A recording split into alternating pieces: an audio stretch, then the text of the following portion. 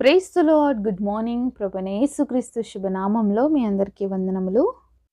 అనుదినం దేవుడి మాటల చేత బలపరచబడుతున్నారని నమ్మి దేవుని స్తుతిస్తున్నానండి. బలపరచబడుతున్నట్లయితే పరిచర్య కొరకు ప్రార్థన చేయండి, అనేకులకి షేర్ చేయండి. చిన్న ప్రార్థన చేసుకుందామా?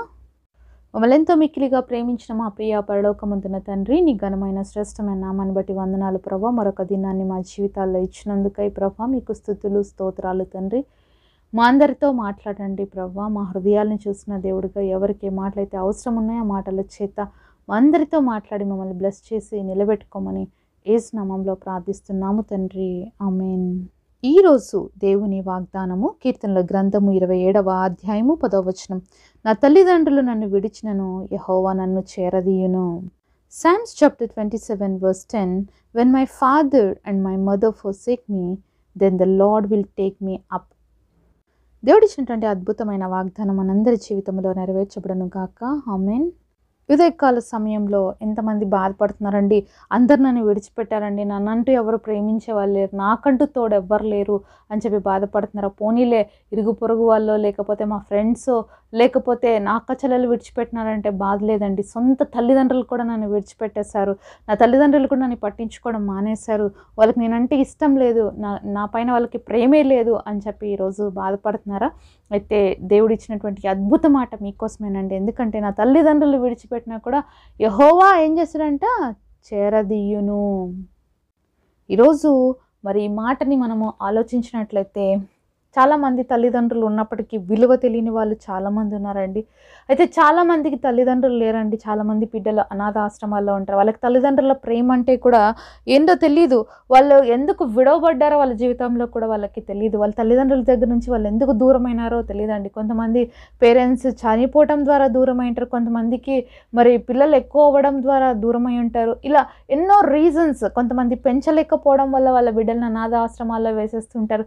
ఇలా ఎన్నో డిఫరెంట్ రీజన్స్ వల్ల వాళ్ళ బిడ్డల్ని వాళ్ళు విడిచిపెట్టాల్సి వస్తుంది. కానీ దేవుడు మాత్రం ఏ రీజన్తో కూడా ఎప్పుడు మనల్ని విడిచిపెట్టలేదండి. ఎందుకంటే దేవుడు మన సృష్టికర్త. ఆయన మనల్ని ప్రేమిస్తున్నాడు. ప్రాణాన్ని మన కోసం ఇచ్చాడండి కల్వరి శిలలో.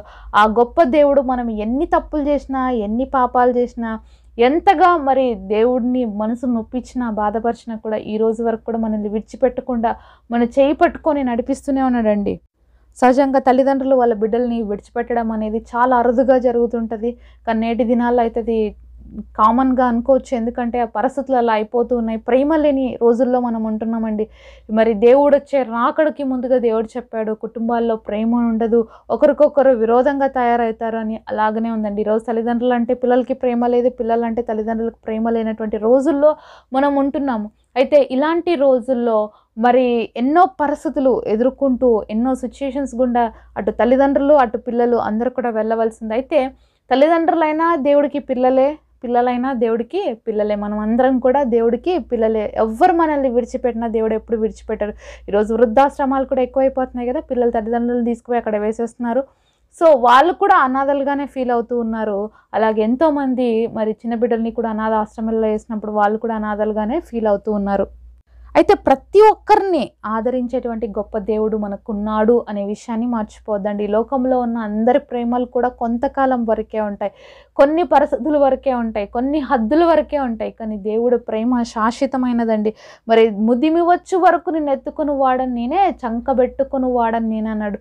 మన పేరెంట్స్ ఒక సర్టన్ ఏజ్ వచ్చే వరకు మనల్ని ఎత్తుకుంటారేమో, ఆ తర్వాత మనల్ని ఎవ్వరు ఎత్తుకోలేరు. కానీ దేవుడు ముదిమి వచ్చే వరకు, అంటే ముసలోళ్ళు అయ్యే వరకు కూడా ఎత్తుకునే దేవుడు, ముద్దాడే దేవుడు అంట. ఎంత గొప్ప దేవుడు కదా మనం కలిగిన దేవుడు. మన దేవుడు చాలా గొప్పవాడు అండి. మనల్ని ఎంతగా ప్రేమిస్తున్నాడంటే ఆ ప్రేమను మనము ఊహించలేమన్నమాట. అంత గొప్ప ప్రేమతో దేవుడు మనల్ని ప్రేమిస్తున్నాడు. ఆయన ప్రేమకు మితి లేదు. ఆయన ప్రేమ అసలు వెళ్ళలేదన్నమాట. అది కొలవలేము. అంత గొప్ప ప్రేమతో దేవుడు మనల్ని ప్రేమిస్తున్నాడు. కాబట్టి ఈరోజు నువ్వు బాధపడద్దు. అందరు నన్ను విడిచిపెట్టారు, నా తల్లిదండ్రులు కూడా నన్ను విడిచిపెట్టేశారని. కానీ దేవుడు మాత్రం నేను విడిచిపెట్టలేదు. ఈ విషయం మాత్రము గుర్తుపెట్టుకోవాలి. అందరూ మనల్ని విడిచిపెట్టినా దేవుడు ఎప్పుడు మనల్ని విడిచిపెట్టాడు. అందుకే హెబ్రీ పత్రిక 13వ అధ్యాయం 5వ వచనం, నేను ఏమాత్రమును విడువను, నిన్ను ఎడబాయను అని చెప్పినాడు. ఏమాత్రం కూడా ఎలాంటి పరిస్థితి అయినా, ఈరోజు నువ్వు తప్పు చేసినందుకు నీ పేరెంట్స్ నిన్ను విడిచిపెట్టినారేమో, ఈరోజు నువ్వు కుటుంబానికి మరి వేస్ట్ అనుకొని నీ పేరెంట్స్ నిన్ను విడిచిపెట్టారేమో, నీ ద్వారా ఏమీ యూజ్ లేదని విడిచిపెట్టారేమో, ఏ కారణాన్ని బట్టి నువ్వు కుటుంబానికి దూరం అవ్వాల్సి వచ్చిందో, తల్లిదండ్రులకు దూరం అవ్వాల్సి వచ్చిందో నాకైతే తెలియదు. కానీ కానీ దేవుడు మాత్రం నువ్వు ఎన్ని తప్పులు చేసినా, ఎన్ని పాపాలు చేసినా నిన్ను మాత్రం విడిచిపెట్టే దేవుడు కాదు, త్రోసిపుచ్చే దేవుడు అంతకన్నా కాదు. ఎందుకంటే ఆయన నిన్ను ప్రేమిస్తున్నాడు. ఎంతగా అంటే తన ప్రాణాన్ని ఇచ్చినంతగా ప్రేమిస్తున్నాడు. కాబట్టి ఈరోజు నువ్వు బాధపడుతూ కృంగిపోవాల్సిన అవసరం లేదు, దిగులు పడుతూ కూర్చోవలసిన అవసరం లేదు. దేవుడు నీతో ఉన్నాడు. దేవుడు నిన్ను ప్రేమిస్తున్నాడు. దేవుడు ప్రేమ చాలా గొప్పది. దేవుడు ప్రేమకు మరి సాటి అయిన ప్రేమ ఈ లోకంలో ఏది కూడా లేదు అనే సత్యాన్ని నేను గ్రహించాలండి. ఈ లోకంలో ఉన్నటువంటి ప్రతి ప్రేమ ఒకరోజు ఎండ్ అయిపోతుంది, కానీ దేవుడి ప్రేమ మాత్రం శాశ్వత కాలం ఉంటుందండి. అది ఇన్ఫినిటీ లవ్ అనమాట. కాబట్టి దానికి ఎండ్ అనేదే లేదు. కాబట్టి దేవుడు నిన్ను ప్రేమిస్తున్నాడు. కాబట్టి తల్లిదండ్రుల కంటే ఎక్కువగా కూడా మనల్ని ప్రేమించే దేవుడు, అంతకంటే ఎక్కువగా మనల్ని ఆదరించే దేవుడు, ఆయన హక్కును చేర్చుకునే దేవుడు, మనల్ని తన దరిలో ఉంచుకునేటువంటి దేవుడు. అంతేకాకుండా కోడి తన రెక్కల కింద తన బిడ్డల్ని ఏ విధంగా దాస్తుందో దేవుడు కూడా మనల్ని అంత గొప్పగా తన రెక్కల కింద దాచిపెట్టుకున్నటువంటి గొప్ప దేవుడు అండి. ఒకవేళ ఈరోజు నువ్వు కృంగిన స్థితిలో ఉంటే దేవుడు నీతో మాట్లాడుతున్నాడు. దేవుడే మన తండ్రి, దేవుడే మన తల్లి.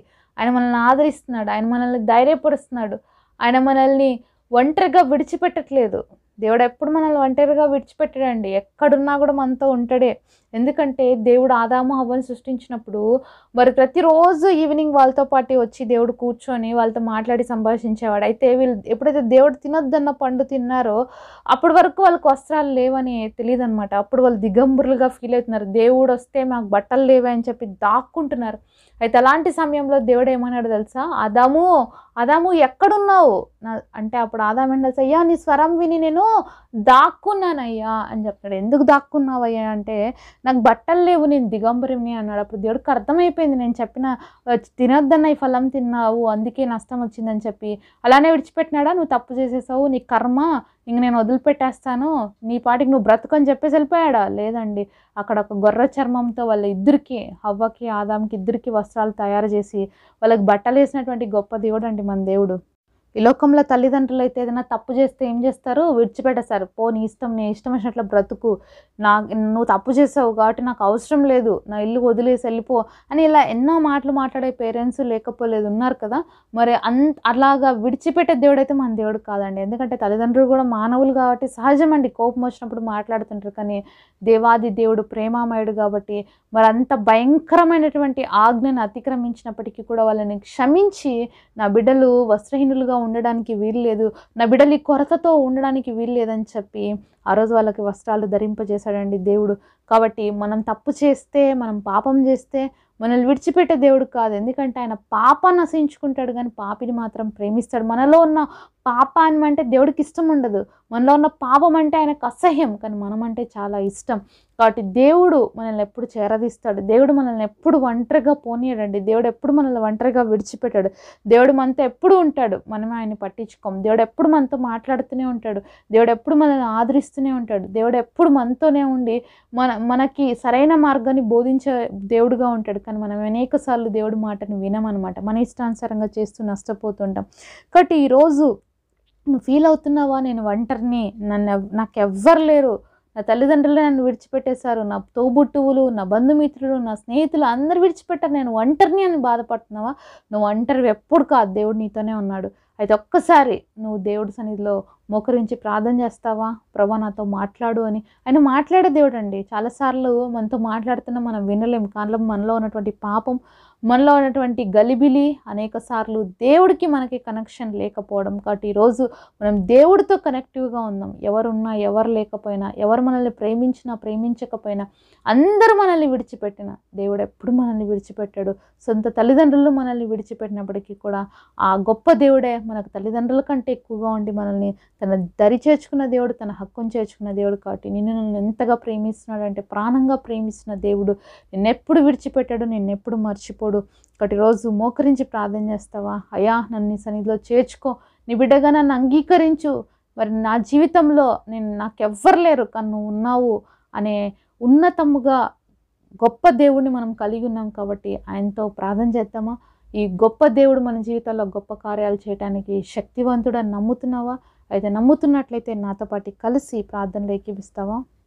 పరిశుద్ధులైన మా తండ్రి, మీకు స్తుతులు స్తోత్రాలయ్యా. ఇచ్చిన గొప్ప వాగ్దానం కొరకే వందనాలు. అవును ప్రవ్వా, ఈ లోకంలో మమ్మల్ని తల్లిదండ్రులు మమ్మల్ని విడిచిపెట్టిన, మా బంధుమిత్రులు విడిచిపెట్టిన, మా స్నేహితులు అందరూ విడిచిపెట్టిన, నువ్వు ఎప్పుడు మమ్మల్ని విడిచిపెట్టవయ్యా. అదే మా ధైర్యం, అదే మా నమ్మకం తండ్రి. మా ఉన్నతమైన గొప్ప దేవ, నీ ఉన్నతమైన ఆశీర్వాదాలతో ఈరోజు విడవబడ్డామని బాధపడుతున్న ప్రతి ఒక్క బిడ్డను దీవించి, జీవితాలు ఆశీర్వదించి, మేలులతో నింపమని నజరేయుడని యేసు నామములో ప్రార్థిస్తున్నాం తండ్రి. ఆమేన్.